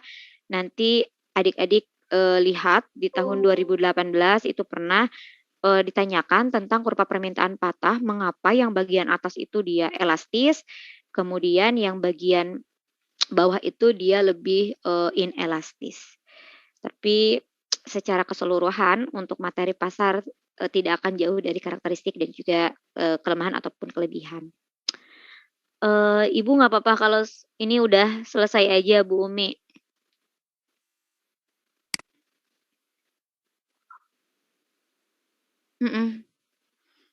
Oke, mungkin dari saya cukup